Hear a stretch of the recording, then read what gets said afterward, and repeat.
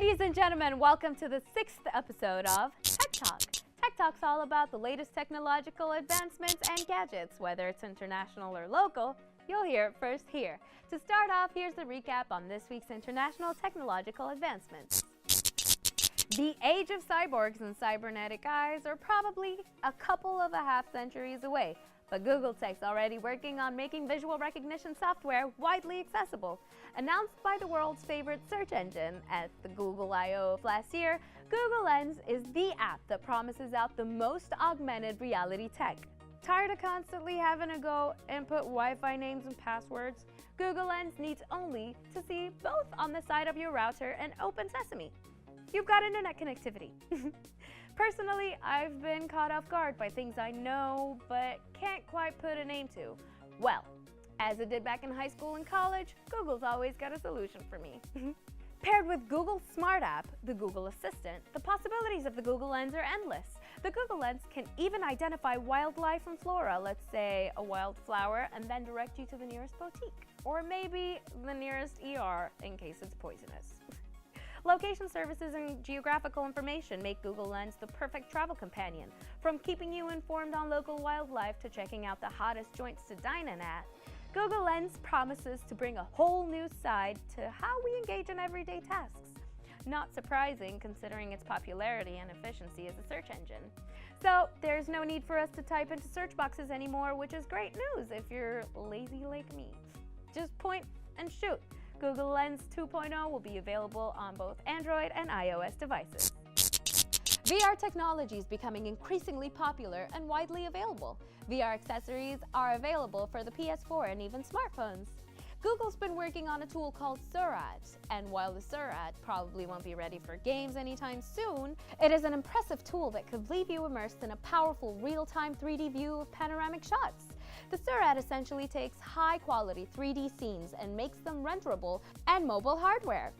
It even has real-time reflections and lighting effects. It's almost like looking at a living photograph or being a part of whatever you're watching. Seurat works efficiently by removing extra polygons and rendering, removing objects that wouldn't exist from the VR user's point of view so that no extra invisible or non-existent objects are rendered. In a demo, a scene from the latest Blade Runner title was reduced from 46.6 million triangles to only 307,000. The future's never been quicker or looked so crisp. Welcome back to Tech Talk, ladies and gentlemen. Today we have a nice surprise for you. From Elephant Media, we have Omar Rana. Elephant Media, by the way, for those who don't know, is one of the biggest technology companies in Bahrain. Hi, Omar. How are you? I'm good, thanks. Thanks for having me on the show. It's our pleasure. Tell us a bit about the app that's being developed right now. Okay, so I'm delighted to be here. We've got a revolutionary new product that we've designed, built, and engineered out of Bahrain. Awesome. So my personal background is I come from years of experience in advertising and technology and launching products and businesses around the world. One of the key problems I always faced, businesses would come to me and they couldn't afford the price tag of an agency. Every business knows they need to be on social media. That day has passed. Yeah. But they can't afford agency price tags. It's still expensive to make a member of your staff do it, and a lot of people don't know how to do it themselves. So it leaves this gap. What's the other thing?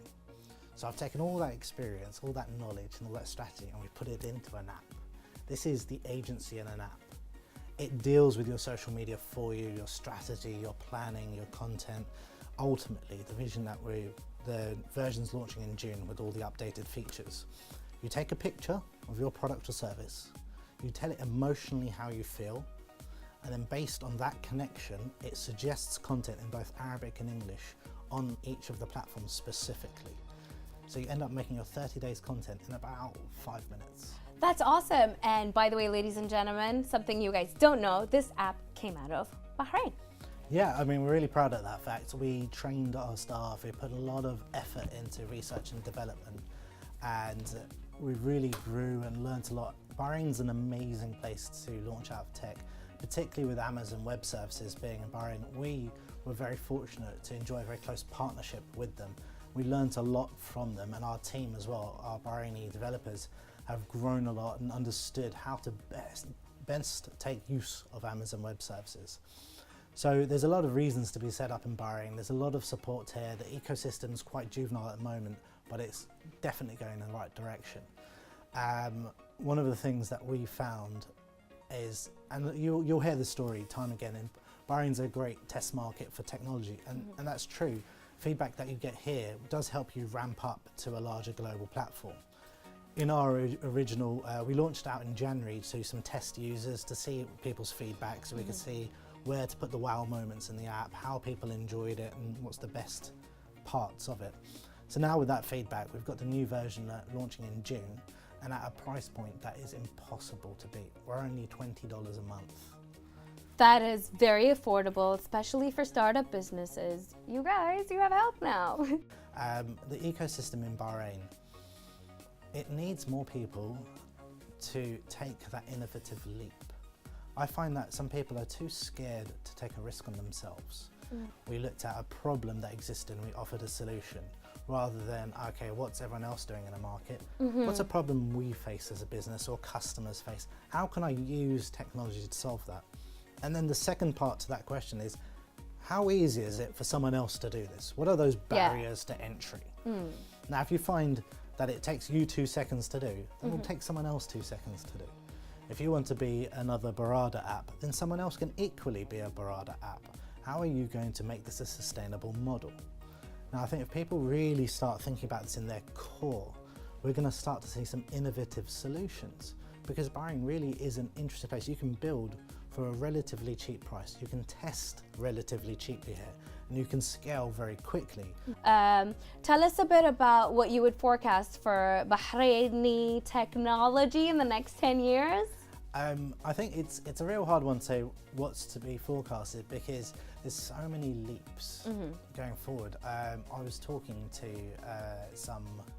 one of the large 5 tech companies last weekend, and I was asking him his predictions about what's the future technology, and we were talking about some advancements in AI that we're taking internally. I was just gonna get to AI. Do you think we're gonna have a lot of AI-powered devices? I think we already do, is the answer. And again, it's thanks to these bigger companies. AI is such an accessible thing now. Yeah. It used to be you need a particular specialist, and this knowledge doesn't exist inside of your jurisdiction or know-how. Now, some of this stuff is effectively plug and play. We're launching a microsite in a week's time, and that one's doing facial comparison to a conference. So if you're attending this conference, you can open this website, it will take a photo of your own face, then the AI will compare you to tell you which one of the conference speakers you look most like. That's interesting. Yeah, so that's taking us 6 hours to build this out. It's no longer the big drama it used to be. Lots of the innovation is in your concept. And people really need to think about clever ways to monetize. There isn't always the same way of monetizing users or data. I think AI is definitely an amazing idea, particularly because of the way that Bahrain's set up at the moment.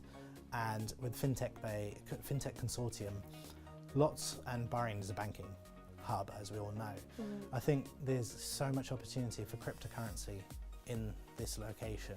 I heard a lot about big companies working on making cryptocurrency a big thing in Bahrain, so yeah, we're all looking forward to that. Absolutely. I think when it comes to a cryptocurrency, one of the key things that you have to look at is what's the underlying use. Is there an actual purpose to this? So there's different types of coins. There's an initial coin offering, or is it just a coin that's out there in the market? Is it being mined? But really think about the underlying use. Why was this thing conceptualized? Yeah. Was there a real reason? And that's probably the first level where you can get to say, okay, this is something that's not dodgy, or something interesting, and it doesn't take you more than 5 minutes to find that out. And if you can't answer that question yourself, just talk to people. If you find everyone's a bit bamboozled by it, then probably it's something to stay away from. Yeah. These things, if they make sense quickly, then it's proper. But if it's very convoluted, there's a reason why they've made it complicated. Many things can be explained simply if somebody wants to. And if they're trying to hide it, that's a red alert on that, I think. So, to finalize everything, what would you advise young Bahrainis that are hoping to get into the tech industry and hoping to develop apps and hoping to help with this technological movement? I think I'd advise them is while you don't have any bills and you're a student, invest your time heavily, grab a bunch of friends, cover all the bases you need for to launch a product. You have no bills. You have support from a government that will subsidise and support you. You have an ecosystem that will support you. This time and space is not going to last forever. If you can take advantage immediately, think of an idea, develop it up with friends, you will find support in this country. Thank you so much, Omar. My pleasure, thank you. Next, we have a fun little gadget, the Nintendo Switch. Nintendo has a behemoth of a reputation in the gaming world, with many memorable characters including Mario, Link from Zelda, or just Zelda for most of us who aren't familiar with the games, and everyone's favorite, Pokemon, which is actually horrible in game, but that's up to you. Yeah, Pikachu is actually horrible. The Nintendo Switch, at a first glance, seems to bring the PlayStation Portable and PS Vita to mind. It has a 4x9.4-inch screen, and the strange thing about the Switch is the fact that the controllers are actually detachable. Check it out. Hold on. And it looks like a mini tablet without the controllers attached. Yes, it does. Thankfully, it's touchscreen, so you can still use it, but the controllers, which are actually called Joy-Cons, are probably recommended for the best gaming experience. But the fun and hallmark clicking sound that the Joy-Con makes when attached to the Switch isn't what makes it such a great console. The best thing about the Switch is that you can choose whether you want to play it as a handheld console or hook it up to your television for a home experience. That's right. The Switch offers both a portable and more relaxed home experience thanks to an HDMI dock at the back of the device over there that allows you to feed the output directly onto your television. Among newer televisions, switching on the Switch also switches on the television, so if you've lost your remote, it's no big deal. It boasts a 720p in handheld mode and up to 180p in TV mode. Quite a powerful output display for such a small device. And the battery life is incredible, but it depends on which game that you're playing. A game with less graphical demand could operate for up to 6.5 hours, which is great. But if you're playing a game like The Legend of Zelda Breath of the Wild, it could probably only last you 3 hours, which is actually pretty impressive when you consider how stunning the game's graphics are. How long have you been playing this game, Khaled? More time than I'd care to admit. The Joy-Cons have HD rumble, which makes gaming more immersive as they shake if your character's in trouble. And since they're both removable, even if you've only got one pair, you can use them both to play multiplayer games. You can also link your Nintendo account to the device and download your games directly onto your Switch for convenience, and switch out SD cards if you ever run out of space. That's right. And the Nintendo Switch's nature as both a handheld and household console make it the perfect gaming system for those of us who want a bit of everything. Whether it's a game against our friends from the comfort of your couch, or if you just want to play a game under your bed sheets, it's a perfect gaming companion. I know, right? Is there anything else you'd like to recommend to people who want to buy a Switch? Well, the first thing I'd like to say is that games such as Skyrim, which are very popular amongst the gaming community, are available on the Switch now. Now, unfortunately, because of Nintendo's strict policies, you can't download mods onto it, but still, you've got the convenience of having it wherever you go.